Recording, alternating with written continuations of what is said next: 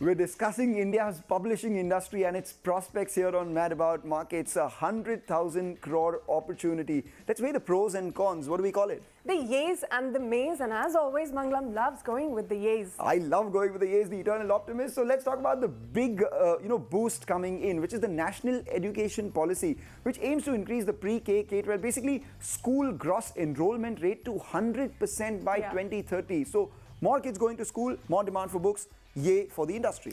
But could you imagine that almost a fourth of the industry is dealing with a huge issue, and that is piracy, because pirated books, they account for 20 to 25% of the total. Well, can't argue against piracy being a big may, but talking about not just the National Education Policy, we also have the Right to Education Act and a lot of other initiatives taken by both state, central governments and a lot of organizations to increase the demand for quality educational content and thus publishing. You spoke about education, right? But in the last few years, the hybrid education model has emerged, which has reduced the demand for published books, and that's a negative for the industry. Reduced the demand just by a bit. But what's also happened in the last few years is that people are buying books to take pictures of those books and post it on Instagram. Bookstagram, Current Read, all those hashtags are making reading trendy again. Whether they read or not is the big question. Well, that's the problem, right? They're posting more about it and reading less because there's so much distraction these days. And OTT platforms, your Amazon, your Netflix, the content on your phone, there's more time spent watching that than reading books on your, Kindle or otherwise. But you know what has also happened is all these authors have become celebrated authors. They become celebrities in their own right. Globally, we've had J.K. Rowling, etc. Here as well, the inflection point was Chetan Bhagat writing first, and then you had Amish Tripathi, Ashwin Sanghi, all these guys. Their book launches have become a spectacle, and people really look forward to these. They do, and that is an incentive for the authors and the industry, but the dominance of e-readers, because more people are choosing e-books, that makes reading on the go easier, yes, but not so good for the industry. Not so good for the printing industry. Maybe a couple of these book companies may earn a little from the digital penetration, but not only are authors becoming celebrities, celebrities are also becoming authors. True. So we have a lot of people who are celebrated commissioning books, and why just people? We have corporations also wanting to tell their story to the world. So that's a yay for the industry. But these authors or celebrity authors or whatever you call them, they're also dealing with ineffective copyright protection issues, which is a huge negative that they have to deal with. They have to deal with that along with the complex book distribution system in India. But there are emerging multiple channels, because we do see people selling the books online. We see people selling it via various options that we just spoke about. But importantly, a lot of them are also self-publishing. But every time we speak about the opportunity in a country like India that is so big and diverse, the rules change every few states, because private publishers face significant competition from state publishing housing because of varying rules across the country, which inhibits the industry from operating like a free market. Yes, but what the free market also benefits from are economies of scale and the technological advances. Now people can print just on demand per book. So these have made printing industries or publishing industries a lot more efficient. I take your point, but another major issue across the distribution chain is the longer payment receivable cycle, especially for academic content, where in India it is 4 to 9 months of a cycle and far higher than the other countries. And of course, lastly, we do have the cost of paper that we spoke about at the beginning. 60% of the total cost of publishing is paper alone. That kind of cost is difficult to sustain. That's true.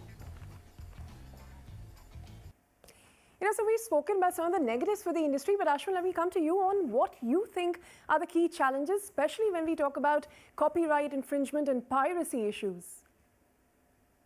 The way that copyright, the way that the registration process works, that in itself needs to undergo a change, in the sense that we need to bring our institutions, including the Copyright Office, into the 21st century in terms of the time it takes for registration of copyright, number one. Number two is the enforcement of copyrights. Now, obviously, one of the huge challenges in the world of books is the fact that there is a 25% piracy. In fact, probably I'm being generous when I say it's 25%. It could be more.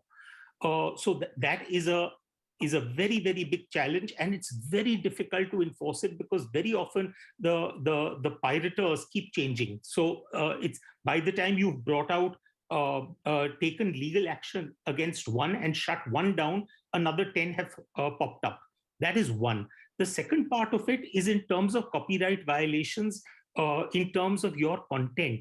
And that is where, again, our legal system, unfortunately, tends to really play havoc with us. Because according to me, we should not be leaving the enforcement of copyright purely to the commercial courts. We should be having a separate tribunal in terms of copyrights, which is specialized to be able to deal with such disputes. Well, that's quite a suggestion, a separate court for copyright infringement laws, etc. Let's see how that comes about. But, Anand, the bigger question here is, how do you compete for a reader's time when there are so many other forms of content consumption? I mean, there's everyone watching a lot of content on their OTTs, etc., the phones, the TVs. Where do books find their space? Has OTT been a distraction? Yes, everywhere in the world, especially here as well. Now you don't see as many people on a plane with the book. Everybody's downloaded something to watch. And most conversations are about what are you watching? But I'll give a good example. There are many OTT which has driven sales up for physical books. So Lord of the Rings, which is a HarperCollins series, and Game of Thrones, also a HarperCollins series. Both we've seen that people are watching the show, but also driving up purchase of the print books. But it's a good thing in that eventually we all love stories. OTT platforms have fantastic storytelling. And I think the reader will also know that fiction, obviously, that's one of the reasons there's a big consumption of fiction. People will come back to buy. But it is true that we need to catch our kids young. I can think of Harry Potter as one of that inflection points where a 10-year-old Harry Potter reader would now be 25. So I think you need those points in which you are able to make a big shift from a non-reader to reader. And India is a big market of reluctant readers. So is that distraction? Yes. But should we be catching kids younger and putting a book into their hand as early as possible, making future readers to hit that big number of potentially being from the third largest to the world's largest book buying community? We can. They all help each other, is what I'm saying. Well, who would have thought OTT would drive people to go back and read those books and catch them young, like they always say, right? But on that note, we'll come to the bigger question to all of you, which is, what really is the tale of India's publishing industry? Anand, you go first, and then we'll have Rajesh tell us what he thinks. Especially in a country where English is almost first language, and we have the benefit and advantage of over 25 languages in which books are published. If a series of things happened, which is government libraries, government purchase, vibrant schools, more bookstores, I think we need 5,000 bookstores. We have 500. And online penetration the way it is, and adoption of digital, both and audio, we can be the world's largest book market. We are now number 3, and I'm very confident that we will be over the next 10 years. See, as I mentioned, the publishing industry is in for, exciting times ahead, and will continue growing in double digit for sure in the coming years as well. With paper and print, inflation at unprecedented levels, the absolute growth in the industry will also be very high, given that most of the publishers will be looking at significant price increase in the coming years. The growth rate will also be fueled by the inclusion of pre-primary schools in the overall new curriculum structure as per NEP, because they'll be now open to using I would say excellent print quality and resources from all the leading publishing houses. If you ask me from a growth perspective, I'd see, as I mentioned, things are going to be very interesting and exciting going forward.